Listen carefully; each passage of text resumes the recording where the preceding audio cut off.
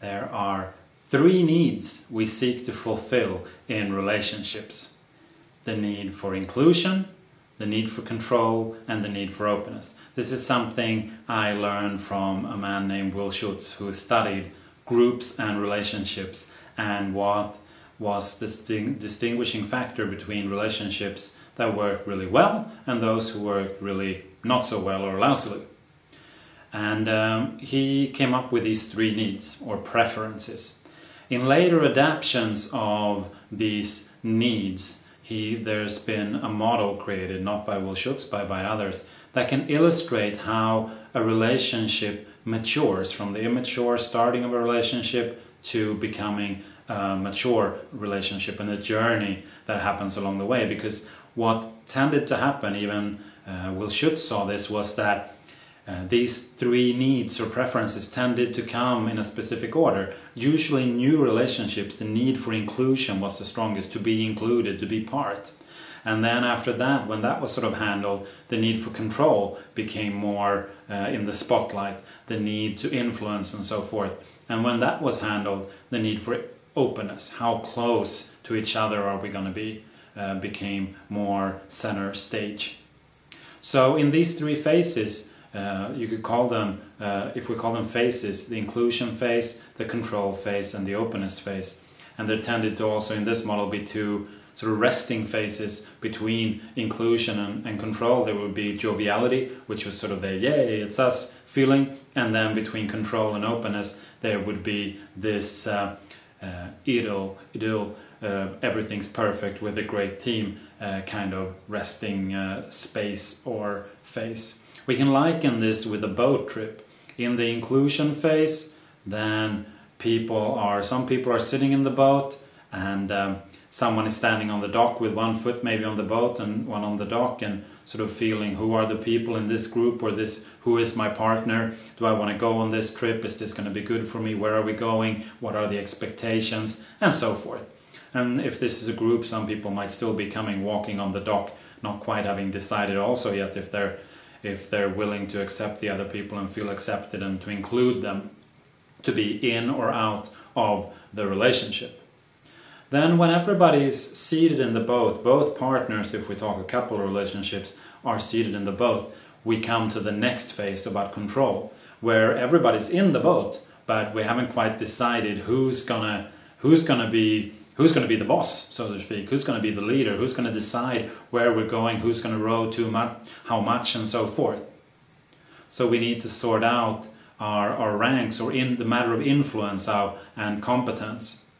So, and then the third phase, when everybody is in the boat, we've decided who's going to be the leader, who's going to be the boss in specific situations, we sorted out our roles, then we come to the openness, where we're in sync, we get this synergy, a high trust and openness and so forth, and work really, really well together, or have a really great relationship together.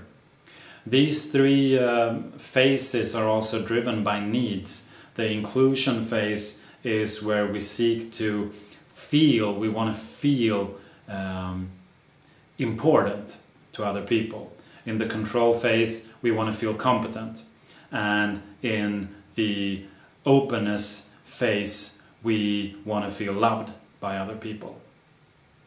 So, or likable, I should rather say, not necessarily love, but likable. It is, we can say love, but it's also about feeling likable. I don't necessarily need to be liked or loved, but I want to feel likable. It's more of an inner feeling.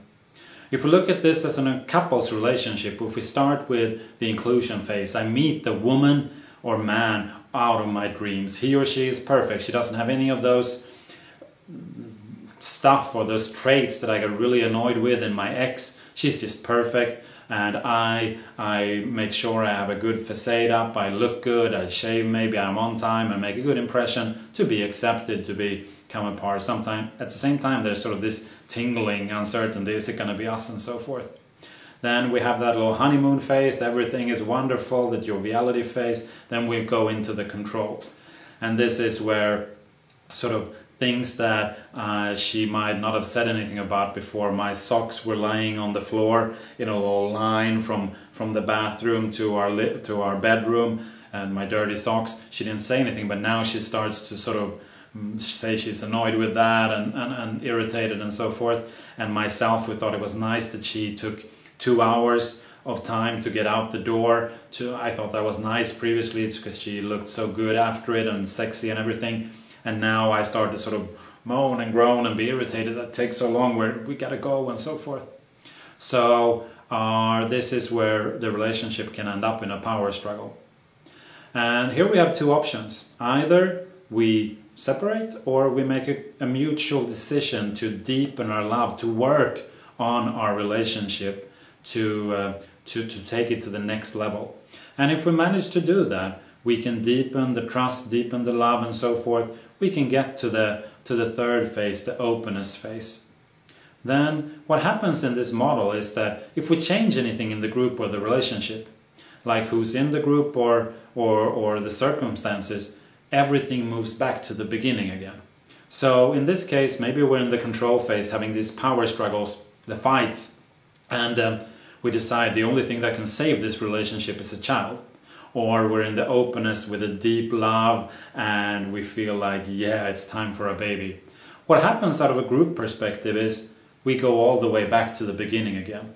And there have been studies made that many relationships break up 0 to 2 years from when a baby is born.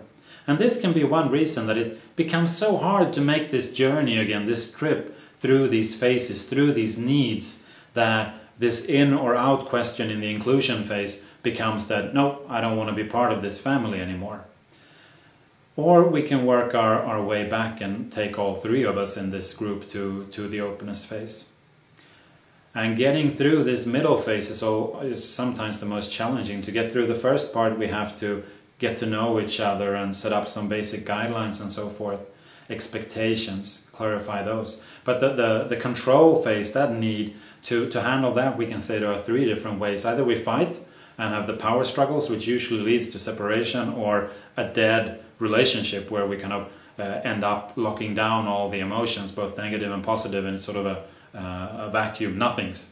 Or we can clarify, where we sort of work out the family incorporations or family limited, we work out our differences and create a system that works around that. Or we can really open up, give and receive and show ourselves fully, and in that way build the trust needed to move through to the third phase or the third need of openness, and creating that wonderful feeling where things are just juicy and great, and they really work, and there's a lot of happiness.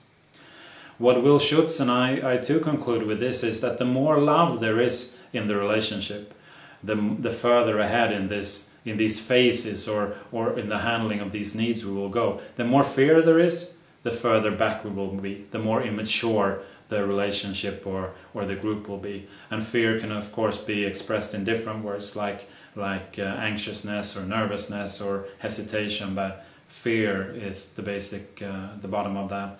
And to get through this, handle these needs, we need to work on the relationship stuff, not the material stuff, but the relationship stuff.